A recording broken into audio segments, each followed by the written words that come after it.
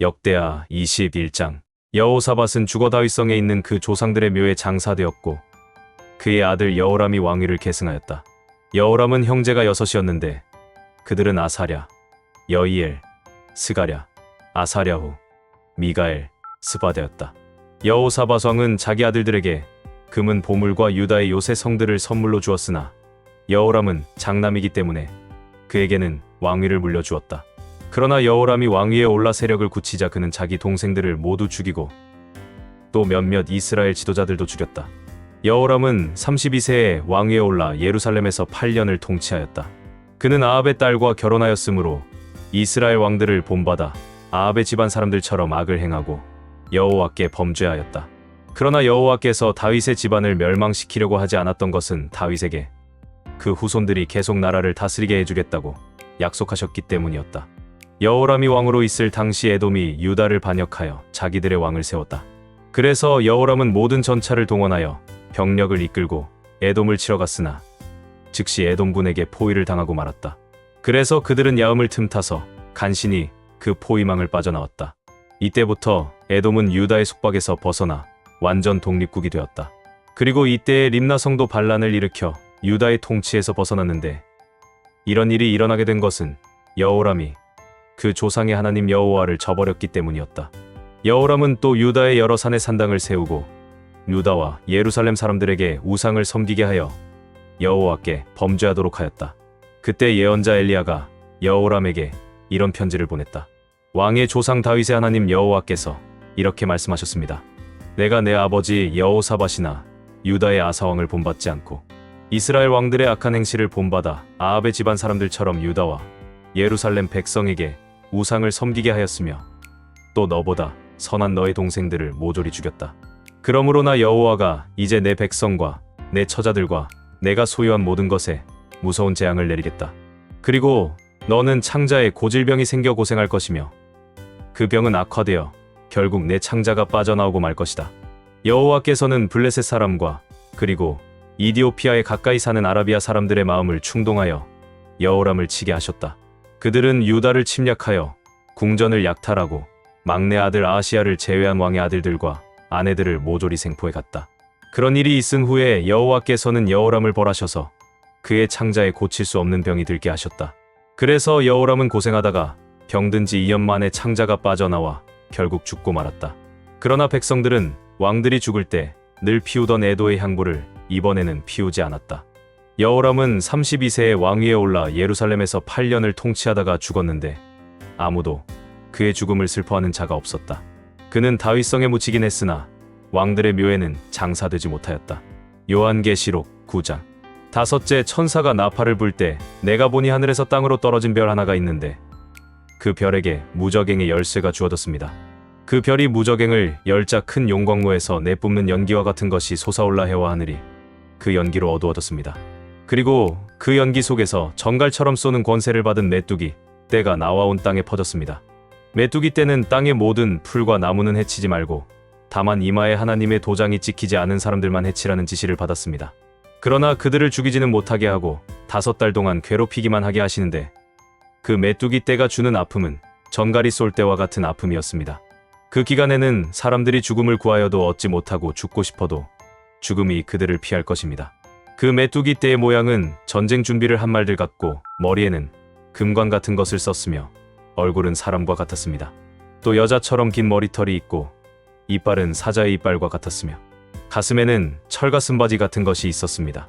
그리고 그 메뚜기 떼의 날개 소리는 많은 전차와 말들이 전쟁터로 달려가는 소리 같았습니다. 또 그것들은 전갈처럼 꼬리와 가시가 있었으며 그 꼬리에는 5달 동안 사람들을 괴롭히는 힘이 있었습니다. 그 메뚜기 떼에게는 무저갱의 천사라는 왕이 있었는데 그 왕의 이름은 히브리어로 아바돈이며 그리스어로는 아볼로온이었습니다. 이제 첫째 재난은 지나갔으나 아직도 2가지 재난이 더 닥쳐올 것입니다. 6째 천사가 나팔을 불 때 나는 하나님 앞에 있는 금제단의 넷불에서 나오는 음성을 들었습니다. 그것은 나팔을 가진 6째 천사에게 큰 유프라테스 강가에 메인 네 천사를 풀어놓아라 하는 말이었습니다. 그래서 네 천사는 풀려났습니다. 그들은 미리 정해진 때에 사람 3분의 1을 죽이기로 준비된 천사들이었습니다. 그 천사들이 거느릴 기병대의 수는 2억이나 된다고 들었습니다. 내가 환상 가운데서 본 그 말들과 기병들의 모습은 이렇습니다.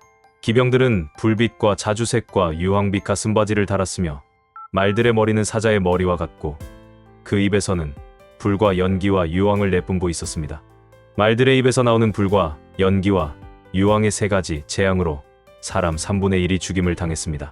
그 말들의 힘은 입과 꼬리에 있었는데 그 꼬리는 뱀과 같았으며 거기에 머리가 있어서 그것으로 사람들을 해쳤습니다.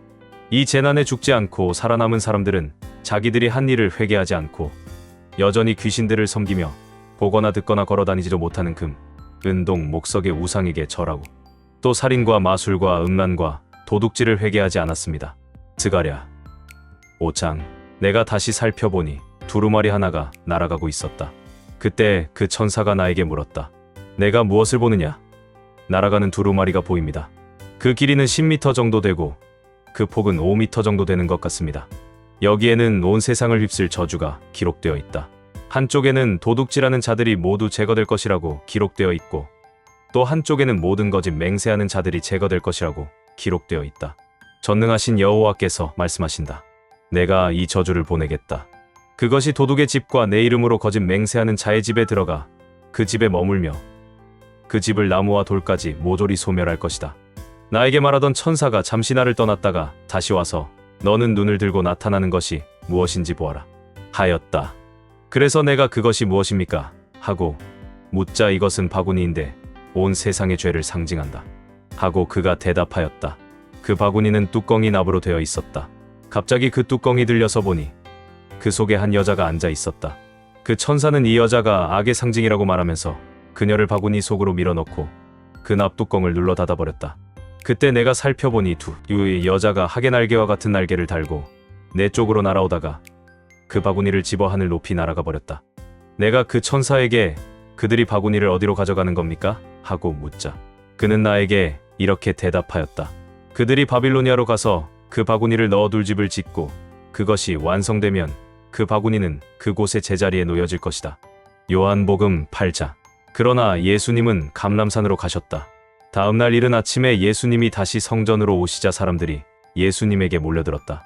그래서 예수님이 앉아 그들을 가르치고 계시는데 율법학자들과 바리새파 사람들이 가늠하다가 잡힌 한 여자를 끌고 와서 가운데 세우고 선생님, 이 여자는 가늠하다가 현장에서 잡혔습니다. 모세의 법에는 이런 여자를 돌로 쳐 죽이라고 했는데 선생님은 어떻게 생각하십니까? 하고 물었다. 그들이 이런 질문을 한 것은 예수님을 시험하여 고발할 구실을 찾기 위해서였다. 그러나 예수님은 몸을 굽혀 손가락으로 땅바닥에 무엇인가 쓰고 계셨다. 그래도 그들이 계속해서 질문을 하자 예수님은 일어나 너희 가운데 죄 없는 사람이 먼저 그 여자를 돌로 쳐라 하시고 다시 몸을 굽혀 땅바닥에 무엇인가 계속 쓰셨다. 예수님의 말씀을 듣고 그들은 양심의 가책을 받아 나이 많은 사람으로부터 시작하여 하나씩 둘씩 모두가 버리고 예수님과 거기에 서 있는 여자만 남았다. 예수님께서 일어나 그 여자에게 그들이 어디 있느냐? 너를 죄인 취급한 사람은 없느냐? 하고 물으시자 그녀는 주님, 없습니다. 하고 대답하였다. 그때 예수님은 그렇다면 나도 너를 죄인 취급하지 않는다. 가서 다시는 죄를 짓지 말아라. 하고 말씀하셨다. 후에 예수님은 사람들에게 다시 말씀하셨다. 나는 세상의 빛이다. 나를 따르는 사람은 어두움에 다니지 않고 생명의 빛을 받을 것이다. 그러자 바리새파 사람들이 예수님께 당신이 자기를 증거하고 있으니 당신의 증거는 진실하지 못하오 하였다. 그래서 예수님은 이렇게 말씀하셨다. 나는 내가 어디서 와서 어디로 가고 있는지를 알기 때문에 내가 나를 증거한다고 해도 내 증거는 참된 것이다. 그러나 너희는 내가 어디서 와서 어디로 가는지를 모른다. 너희는 사람의 표준대로 판단하지만 나는 아무도 판단하지 않는다. 내가 만일 판단하더라도 내 판단이 옳은 것은 내가 혼자 있는 것이 아니라 나를 보내신 아버지께서 나와 함께 계시기 때문이다. 너희 율법에도 두 사람의 증거는 참된 것이라고 기록되어 있다. 내가 나를 증거하기도 하지만 나를 보내신 아버지께서도 나를 증거해 주신다.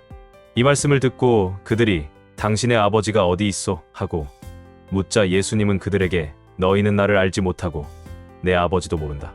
만일 너희가 나를 알았다면 내 아버지도 알았을 것이다. 하고 대답하셨다. 예수님은 성전에서 가르치실 때 헌금함 앞에서 이 말씀을 하셨으나 아직 그분의 때가 되지 않았으므로 예수님을 잡는 사람이 아무도 없었다.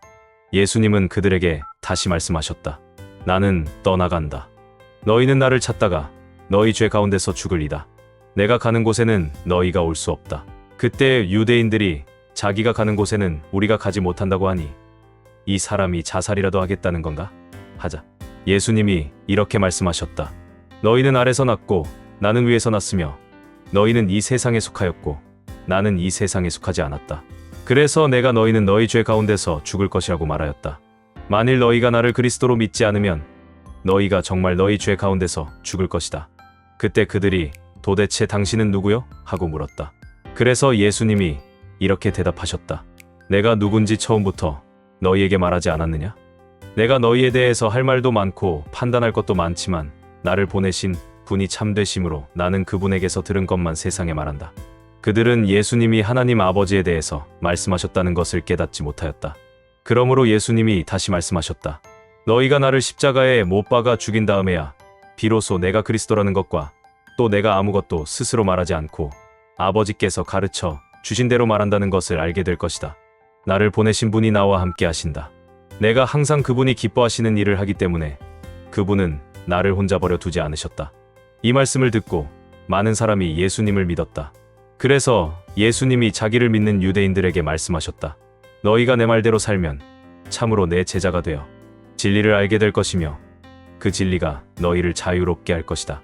우리는 아브라함의 후손으로 남의 종이 된 적이 없는데 어째서 당신은 우리가 자유를 얻게 될 것이라고 말하시오? 내가 분명히 너희에게 말한다. 죄를 짓는 사람은 누구나 다 죄의 종이다. 종은 주인 집에서 영구히 머물러 있을 수 없지만 아들은 그 집에서 영원히 산다. 그러므로 아들이 너희에게 자유를 주면 너희는 진정으로 자유로운 사람이 될 것이다. 너희가 아브라함의 후손이라는 것은 나도 알고 있다. 그러나 너희가 내 말을 받아들이지 않기 때문에 나를 죽이려고 한다. 나는 내 아버지 앞에서 본 것을 말하고 너희는 너희 아비에게 들은 것을 행한다. 우리 아버지는 아브라함이요. 너희가 아브라함의 자손이라면 아브라함을 본받아야 하지 않느냐? 그러나 너희는 지금 하나님에게서 들은 진리를 말한 나를 죽이려 하고 있다. 아브라함은 이렇게 하지 않았다. 너희는 너희 아비가 하는 짓을 하고 있다. 우리는 사생아가 아니요. 우리 아버지는 하나님 한 분뿐이요. 그래서 예수님이 그들에게 이렇게 말씀하셨다. 너희 아버지가 정말 하나님이시라면 너희가 나를 사랑했을 것이다. 이것은 내가 하나님에게서 나와 이곳에 왔기 때문이다. 나는 내 마음대로 온 것이 아니라 아버지께서 나를 보내셨다. 왜 너희는 내 말을 이해하지 못하느냐? 이것은 너희가 내 말을 알아들을 수 없기 때문이다. 너희는 너희 아비인 마귀의 자식이므로 너희 아비가 원하는 것을 하고 싶어한다. 그는 처음부터 살인자였다. 그에게는 진리가 없으므로 그가 진리의 편에 서지 못한다. 그는 거짓말을 할 때마다 자기 본성을 드러낸다. 이것은 그가 거짓말장이며 거짓의 아비이기 때문이다. 너희는 내가 진리를 말하기 때문에 나를 믿지 않는다. 너희 중에 내게서 죄를 찾아낼 사람이 누구냐? 내가 진리를 말하는데도 내 나를 믿지 않느냐? 하나님께 속한 사람은 하나님의 말씀을 듣는다. 그러나 너희가 듣지 않는 것은 하나님에게 속하지 않았기 때문이다. 그때 유대인들이 예수님께 우리가 당신을 사마리아 사람이며 귀신 들린 사람이라고 하는 것이 옳지 않소? 하자. 예수님이 이렇게 대답하셨다. 내가 귀신 들린 것이 아니라 내 아버지를 공경하는데도 너희는 나를 멸시하고 있다. 나는 내 자신의 영광을 구하지 않는다. 그러나 그것을 구하고 판단하시는 분은 하나님이시다. 내가 분명히 너희에게 말한다. 누구든지 내 말을 지키면 영원히 죽지 않을 것이다. 그러자 유대인들이 대꾸하였다. 이제 보니 당신은 귀신이 들려도 단단히 들렸소. 아브라함도 예언자들도 다 죽었는데 당신의 말을 지키면 영원히 죽지 않는다니. 그렇다면 당신이 죽은 우리 조상 아브라함보다 위대하단 말이오? 예언자들도 죽었는데 도대체 당신은 누구란 말이오? 그래서 예수님이 다시 말씀하셨다. 내가 내 자신에게 영광을 돌리면 그것은 아무 가치도 없다. 나를 영광스럽게 하시는 분은 바로 너희가 너희 하나님이라고 부르는 내 아버지이시다. 너희는 그분을 모르지만 나는 알고 있다. 만일 내가 그분을 모른다고 하면 나도 너희처럼 거짓말장이가 되고 말 것이다. 그러나 나는 그분을 알고 그분의 말씀을 지키고 있다. 너희 조상 아브라함은 내 날을 보리라는 생각에 즐거워하다가 마침내 보고 기뻐하였다. 이때 유대인들이 당신은 아직 50살도 못 되었는데 아브라함을 보았단 말이오? 하고 묻자. 예수님은 내가 분명히 너희에게 말하지만 나는 아브라함이 나기 전부터 있다. 하고 대답하셨다. 그러자 그들이 돌을 들어 예수님을 치려고 하였다. 그러나 예수님은 몸을 피해 성전 밖으로 나가셨다.